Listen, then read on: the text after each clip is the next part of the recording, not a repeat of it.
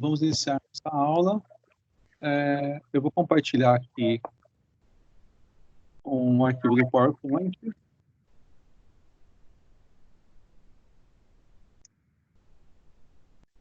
Que contém uma compilação da aula de hoje.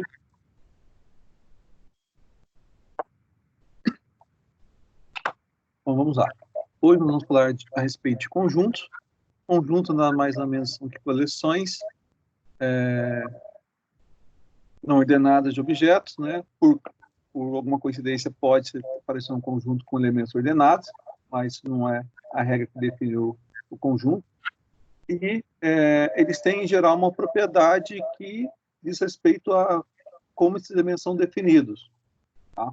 Então, a gente vai estar vendo agora justamente um pouco mais de detalhe das regras do conjunto, operações e tudo mais. Bom,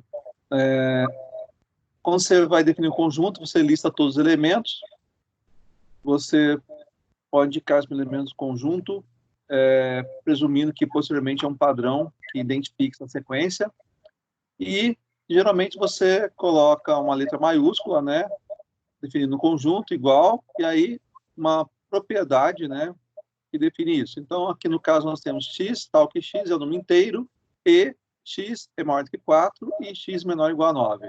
São todos números inteiros de conjunto? Não, somente aqueles que estabelecem esse critério. Tá? Conjuntos têm uma importância muito grande de computação. Eles são amplamente utilizados, por exemplo, na parte de modelagem de banco de dados, na parte de SQL, linguagem de consulta da informação de banco de dados. E hoje a questão da informação é muito importante. Podemos falar de mineração de dados, a própria inteligência artificial que se baseia num conjunto para tomar de decisão. Então é importante saber os conceitos, as práticas, para quando estiver em disciplinas dos conteúdos que eu relatei, você poder ter o domínio, né? E aprender com mais facilidade também. Bom, aqui nós temos também um conceito a respeito do diagrama de Venn. O diagrama de Venn ele nada mais é que a representação gráfica de um conjunto ou da relação que os conjuntos têm com outros.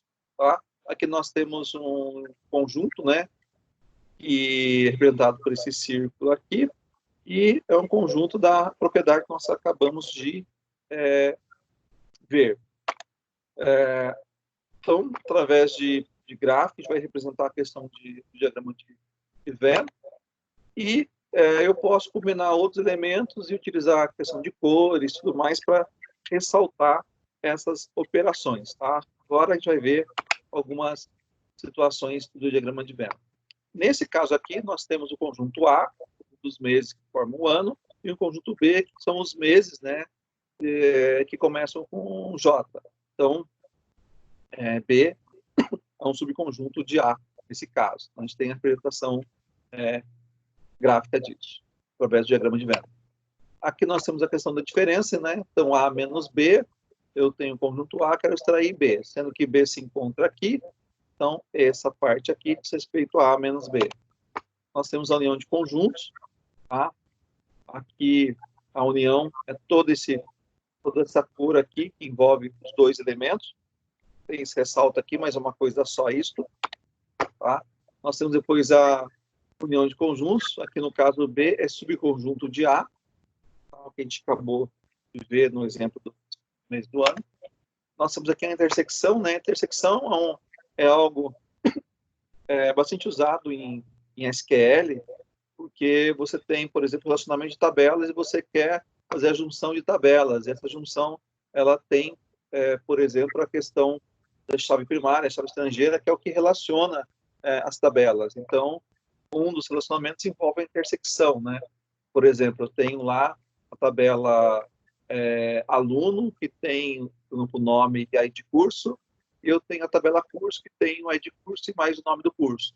Então, o ID curso é a informação comum a ambos, né? Então, dessa forma, eu consigo relacionar. Mais para frente, na questão prática, a gente vai ver isso. Bom, aqui tem uns conjuntos básicos, que você já conhece desde a quarta série, depois do ginásio, no colégio também. Então, conjuntos naturais, inteiros, racionais, reais. Então, são conjuntos que, vira e mexe, nós estamos utilizando. Mas nosso exemplo prático é basear em informações, né? Bom, a união do conjunto, simbolizada, aqui eu tenho o conjunto A em conjunto B, então a união nada mais é que a união desses conjuntos, né? Não repito os elementos, né? Se porventura que o elemento A aqui, outro elemento A ali. Então, acontece uma única vez. Nós temos a intersecção aqui, temos esse conjunto C e o conjunto D, a intersecção entre os conjuntos A, B, que tem os elementos A, B, C e D em C, e B, B, C e D, B, C e D, que é justamente o que existe em ambos. Então, a intersecção é justamente isso.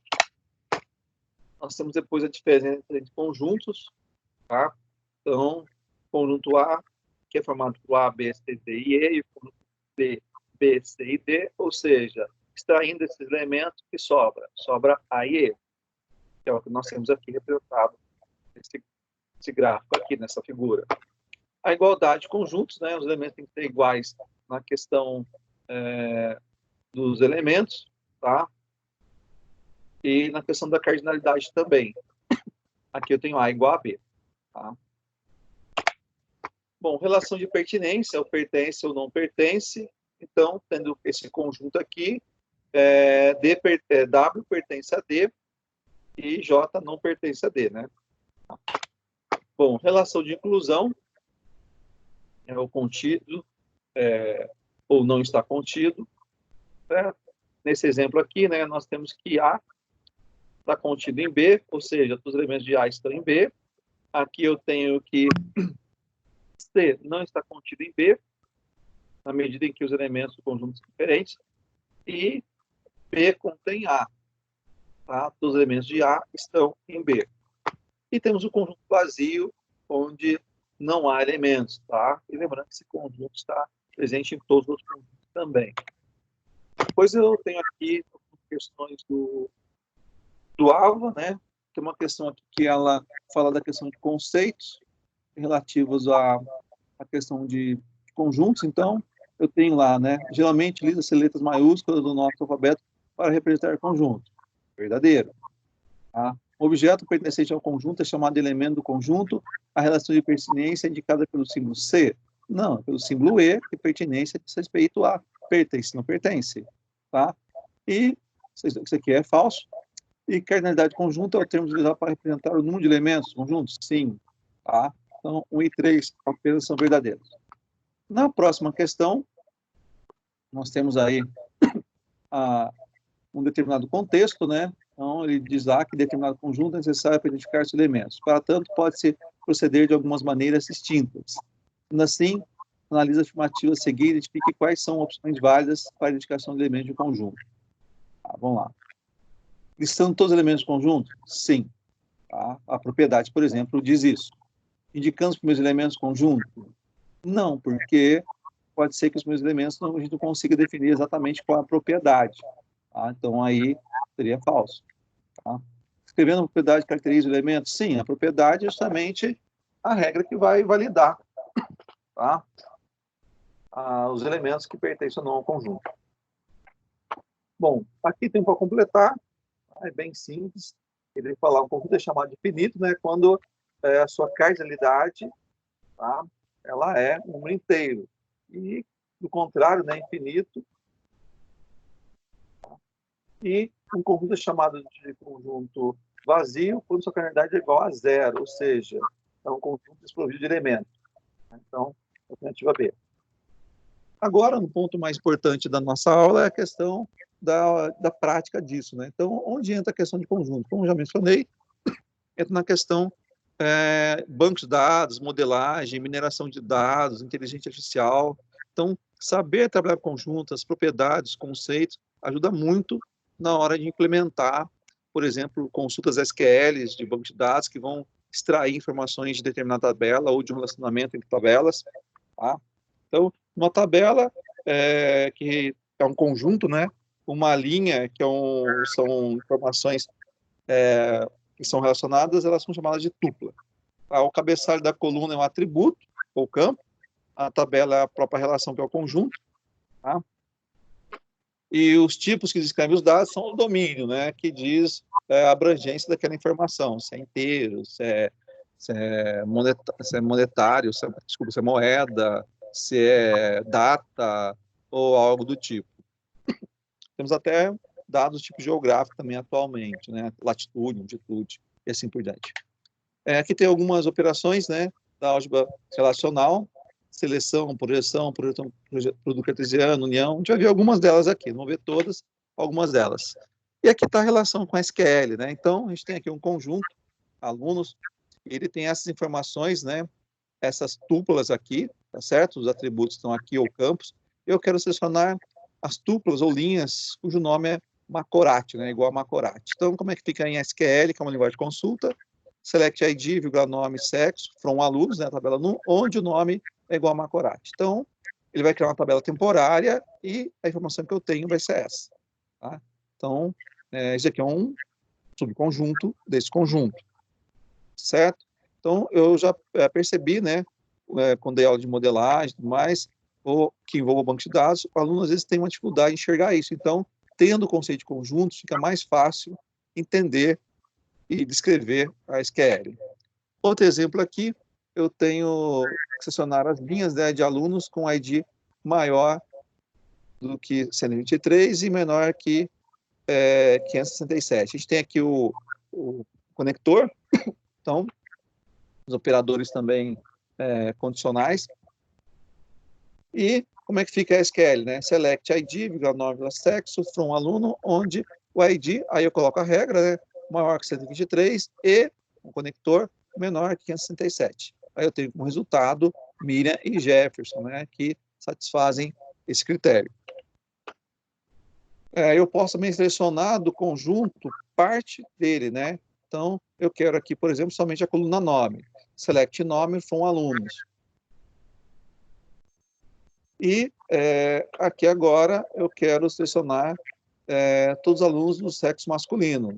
Então, select ID, nome from alunos, onde sexo é igual a M. Então, vai pegar somente este e este. E outra parte em que o aluno, eu percebo que ele tem bastante dificuldade, não todos, né, mas a maioria, é quando se fala de relacionamento com mais de uma tabela. Aqui eu tenho um exemplo clássico, né? Eu tenho o conjunto alunos, o conjunto cursos, e eu tenho uma relação entre eles, que é qual? Eu tenho o curso que está relacionado com o ID que representa o curso. Então, quem é o curso 100? É química. O 110 é inglês, o 120 é matemática. O 100, quem é? É química. Então, essa relação ela é definida como chave primária, que é onde a informação nasce, e chave estrangeira, onde a informação é replicada, né? Então, é copiada. Então, somente dessa forma é possível relacionar aluno com nome e saber que esse aluno realiza aquele curso. Bom, nesse caso aqui, tem duas formas de a gente obter isso em SQL. Eu posso usar select a.id, a.nome, a.sexo, ou seja, quero o ID do aluno, o nome do aluno, o sexo do aluno e o nome do curso. Como é que ele sabe que esse A é o aluno? Porque a linha de baixo está dizendo que aluno é apelidado de A e curso é apelidado de C. Tá? E para fazer a intersecção, tá? Porque eu só vou conseguir obter isso através da intersecção, que liga um ao outro, onde C, ou seja, em curso, o ID do curso seja igual ao curso que está gravado no aluno. Então, isso aqui é que determina a intersecção e permite obter essas informações. Ou ainda utilizando inner join, né? Que é a forma mais utilizada. Tá? Recomenda-se o uso de inner join. Ligeiramente, o inner join ele é mais rápido que essa instrução em termos de performance. Ele vai ser mais rápido se nós tivermos colunas que são índices, né? Que o índice é uma coluna à parte, a procura é feita primeiro aqui, para depois buscar informações na outra tabela que complementa. Então, isso torna a procura mais rápida. Tá? Então, aqui eu dou a seleção das informações que eu desejo, aonde elas estão, aí eu vou juntar, né, inner join, vou juntar aluno com curso, aqui tem os apelidos, aí eu coloco on, dizendo a questão da intersecção. Bom, o inner join, ele não serve só para a questão de intersecção, que é justamente isso aqui, essa representação que nós temos aqui, tá? Esse desenho, né, onde o que há de comum. Nós temos também, eu quero, por exemplo, selecionar a parte de A juntando com B, mas trazendo somente o que está, por exemplo, lá, retornar todos os registros da tabela esquerda, né, que no caso é A, que tenham relação, né, que essa informação esteja relacionada com B. Então, aqui, só vai vir daqui aquilo que existir em B. Tá? Bom, então temos a questão contrária, que é o right, né, que é a mesma questão, só que do outro lado. Tá? Nós temos o alter join, que faz a junção das duas, ok? E mais outras derivações aqui. O objetivo aqui não é estudar por completo o merge join, mas somente mostrar que, claramente, que o conceito de conjuntos, as propriedades das operações de conjuntos, o diagrama de Venn está muito presente na questão de modelagem de dados, na questão de banco de dados e SQL. Tá? Então, aqui fica a título de pesquisa, né, conhecimento. Aqui tem uma tabela geral mostrando o diagrama de Venn relacionado às possibilidades de join e os seus SQLs, suas instruções SQL correspondentes. Tá? Ainda no AVA, né, nós temos aí as questões a respeito ao diagrama de Venn. Nessa questão aqui ele mostra para a gente 2 gráficos e permite para a gente dizer quais tipos de operações são, né?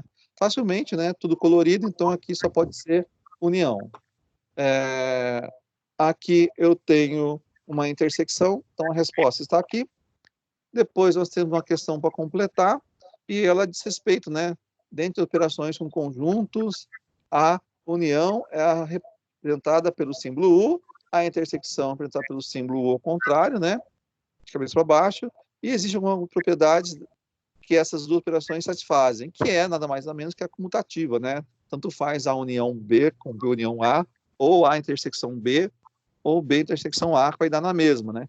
Então, essa é a questão da comutativa, a ordem não altera. Nessa daqui, em relação ao conjunto vazio, né?